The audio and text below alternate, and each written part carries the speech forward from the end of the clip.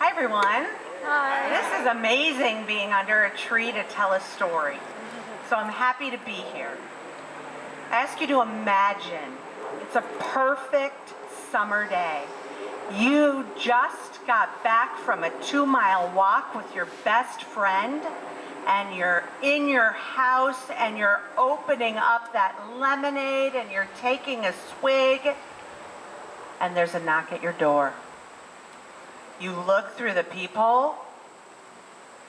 That's weird. It's a police officer. Officer Johansson. Your husband has been gravely injured. Can you get a ride downtown? Well, yes, of course I can, but what happened? Just get a ride downtown, ma'am. Then your phone rings.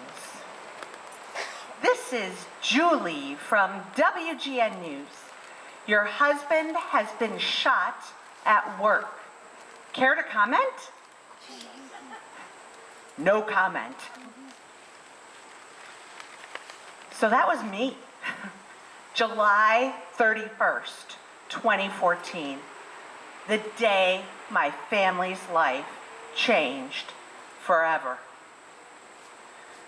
My husband, Steve, had founded Aerostream, a $50 million supply chain technology company in downtown Chicago.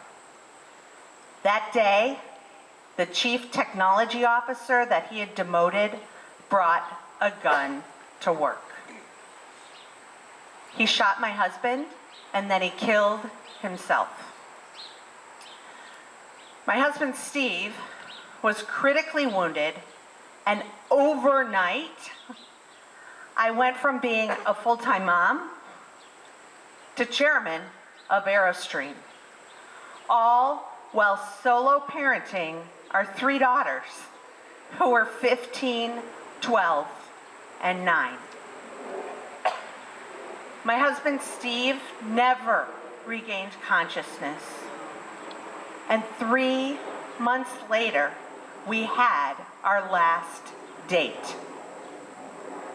We watched my favorite movie, we bought a zoo, and shared a bottle of Burgundy that he and I had picked out together on our last trip to France. I dipped my finger in the glass, and I lovingly placed some to his lips. The next day, Steve was gone. My husband Steve and I, we talked about Aerostream every day. It was like our 4th child. The plan was, if anything were to ever happen to Steve, I'd be in charge. A few more details, honey, would have been nice to that plan. The company was in trouble. We had lost 40% of our revenue. Our technology was stale, and we had major PR and branding issues. And then just to add a little fuel to the fire, 80% of our personal money was in the business.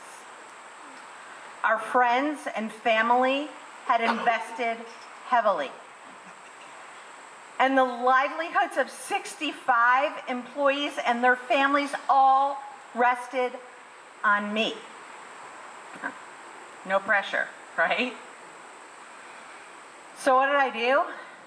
I showed up every day with the same commitment as Steve. That technology officer took my husband.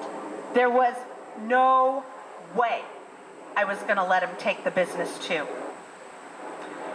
With the dedication of the Aerostream team, we turned it around and sold to private equity 3 years later. That's just the business side of the story. At home, my daughters were trying to be hopeful, but inside, they were terrified. Every night, they made sure to set the house alarm. Outside our house, the media was circling like vultures. They were harassing our friends and neighbors. They stalked my social media, always trying to get sound bites just for the next news cycle. They even tried to get inside the church for my husband's funeral. They didn't care that we wanted our privacy. So, this mama bear went into protection mode. When I heard they were going to be at my daughter's school on their first day back, I had to sneak them in the back door. But keeping my daughter safe and helping them heal was my most important job. And believe me, they threw me for plenty of curveballs.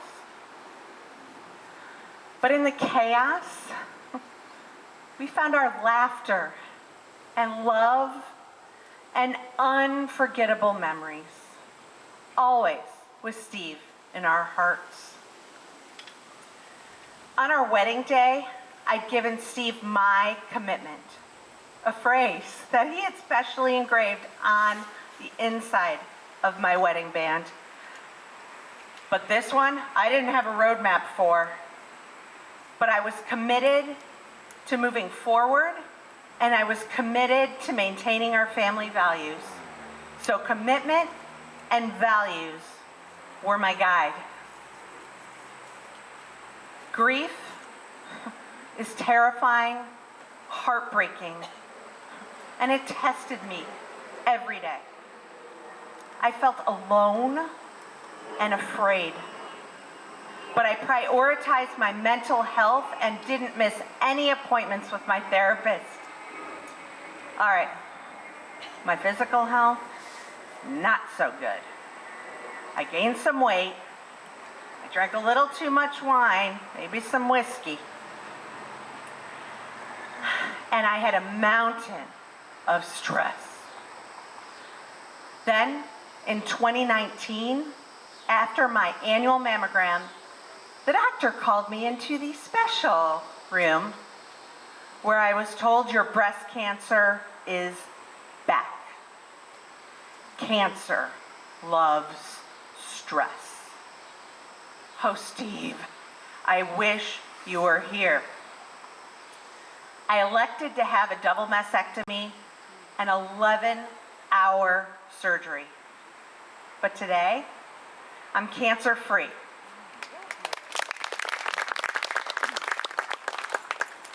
When you've been through what we have, cancer seems like a walk in the park.